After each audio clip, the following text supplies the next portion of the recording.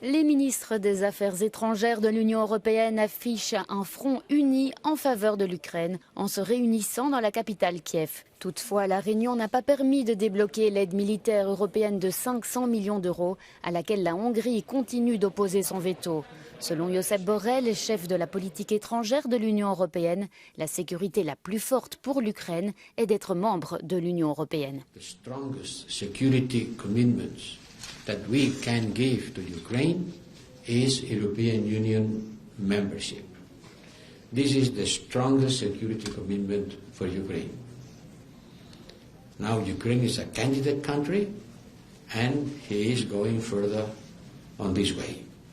La Hongrie a refusé l'aide en raison de l'inscription par l'Ukraine de la banque hongroise OTP sur la liste des parrains internationaux de la guerre.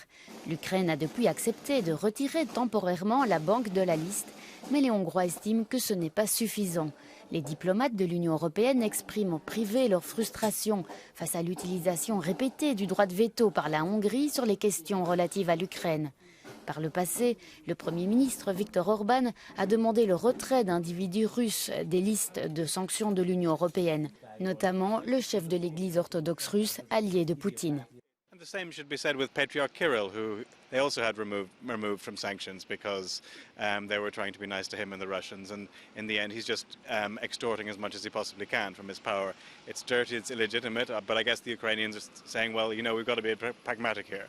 We've got bigger fish to fry, and we're going to have to tolerate some of this and try to get to arrangements, distasteful as they may be, because we've got a war to fight.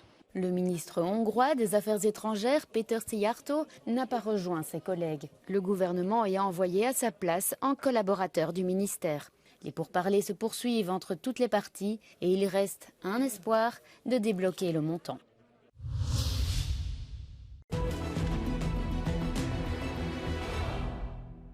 Russian forces are conducting tactical counterattacks in the Robotyne area as part of the elastic defense against ongoing Ukrainian counteroffensive operations in western Zaporizhia region. The Institute for the Study of War states the situation south of Robotyne is fluid as some tactically significant field fortifications have changed hands several times.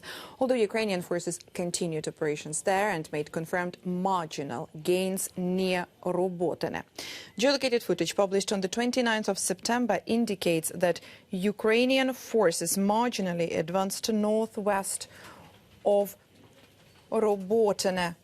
There it is in this area, about 13 kilometers south of Orikhiv. The Russian Ministry of Defense claimed that Russian forces repelled 2 Ukrainian attacks in the direction of Robotyne and also Verbove, about 18 kilometers southeast of Orikhiv.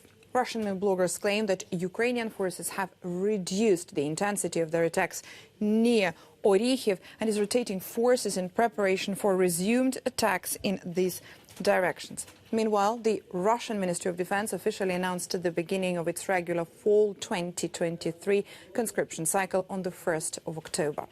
The ministry announced that Russian authorities will call up 130,000 conscripts who will train with formations for 5 months and then be assigned to their units.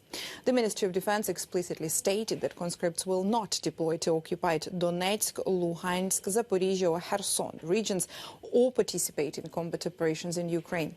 Ukrainian Luhansk region head Artyom Lysogor noted on the 1st of October that Russian authorities are also conscripting people in occupied Ukraine.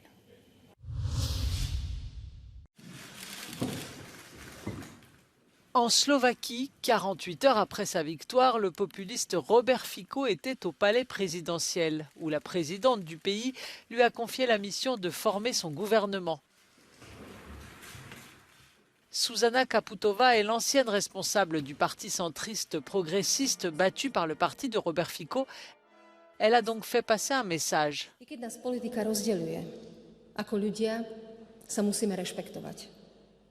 Výsledok volieb nezmení naše hodnotové nastavenie a verím, že ani naše spoločné úsilie o spravodlivú a demokratickú spoločnosť. Robert Fico, qui a été déjà 2 fois Premier ministre, est opposé à l'aide militaire à l'Ukraine et considéré comme pro-russe. L'élection a été entachée par des accusations de la Slovaquie contre Moscou, qu'elle accuse d'ingérence dans le scrutin.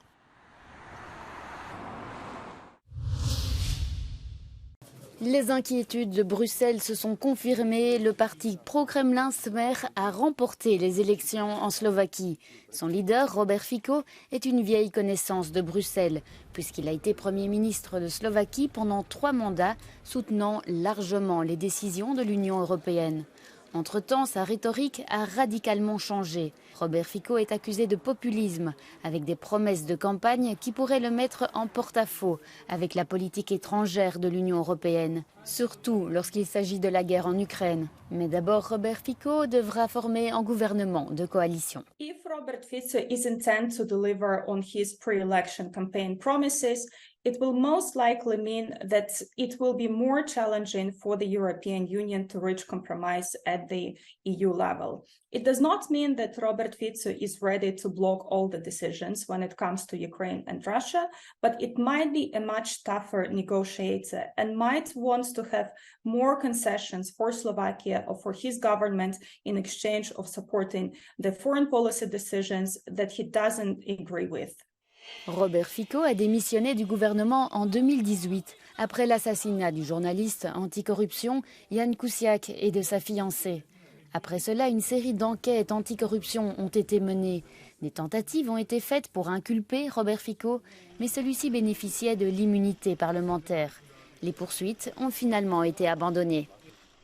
The last government, which ended in 2018, was full of corruption. Many cases, even his party is a little bit involved with the murder of investigative journalist Jan Kuciak from that period. So at least 40 people from his entourage, from the police, secret service, oligarchs.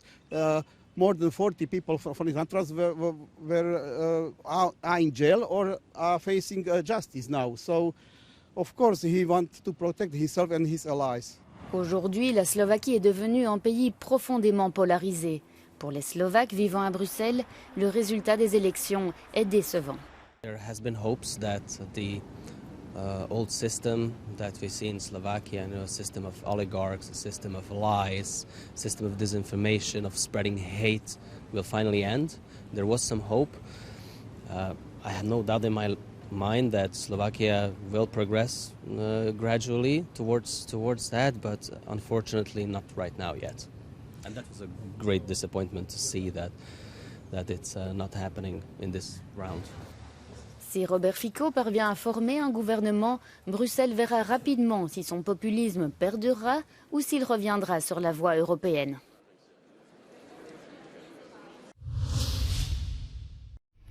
Les rues autrefois animées de la principale ville du Haut-Karabakh sont silencieuses. Ce lundi, les journalistes internationaux ont découvert Stepanakert, son nom arménien, qui s'éteindra sans doute au profit du nom azerbaïdjanais, Khakandi. Les Arméniens ont fui, plus de 100 500 se sont réfugiés en Arménie voisine. Une population épuisée par 9 mois de blocus imposé par Bakou. Selon la ministre arménienne de la Santé, certains sont morts pendant le voyage de 40 heures, ultime épreuve après la faim et le manque de médicaments.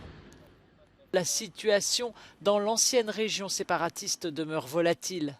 L'Arménie affirme qu'un soldat a été tué et 2 autres blessés lorsque leur véhicule a été pris pour cible par les forces azéries. C'est dans une ambiance survoltée que Donald Trump est arrivé devant le tribunal de New York pour l'ouverture de son procès civil pour fraude présumée dans le domaine des affaires. L'ex-président est accusé avec 2 de ses fils d'avoir surévalué de manière colossale pendant des années leur patrimoine immobilier, l'équivalent de plusieurs milliards d'euros pour obtenir des prêts auprès des banques. L'ancien président nie les accusations. We have a racist attorney general who's a horror show who ran on the basis that she was going to get Trump before she even knew anything about me. She used this to run for governor. She failed in her attempt to run for governor. She had virtually no polling. She came back and she said, well, now I'll go back to get Trump again. And this is what we have. It's a scam, it's a sham. La procureure générale, une démocrate, réclame environ 240 millions d'euros d'amende et l'interdiction pour Trump de faire des affaires à New York. My message is simple. No matter how powerful you are, No matter how much money you think you may have, no one is above the law. And it is my responsibility and my duty and my job to enforce it. The law is both powerful and fragile. And today in court, we will prove our case. Le juge chargé de l'affaire a déjà conclu que Donald Trump avait commis une fraude dans le cadre de l'une des plaintes déposées contre lui.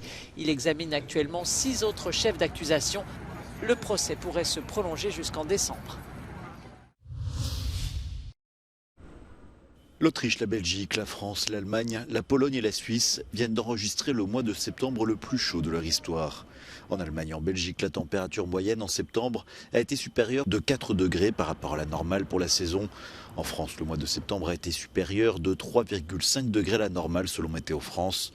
Et les 2 premiers jours d'octobre, des records de chaleur ont été battus dans plusieurs régions, comme ici à Bordeaux, dans le sud-ouest du pays. C'est quand même très inquiétant parce que c'est pas normal et que chaque année il fait beau de plus en plus tard. Je pense, j'ai l'impression. Et surtout la chaleur, on dirait qu'on est en août alors qu'on est quand même en octobre. C'est bon à prendre mais c'est très très très inquiétant je crois, véritablement. Ça fait peur.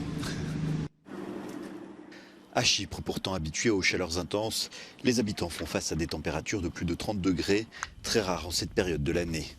Dans certaines régions d'Espagne et du Portugal, elles atteignent même les 40 degrés. Les plages aux alentours de Lisbonne sont bondées comme en été, mais elles ne sont pas surveillées. Au moins 2 personnes sont mortes noyées au cours du week-end.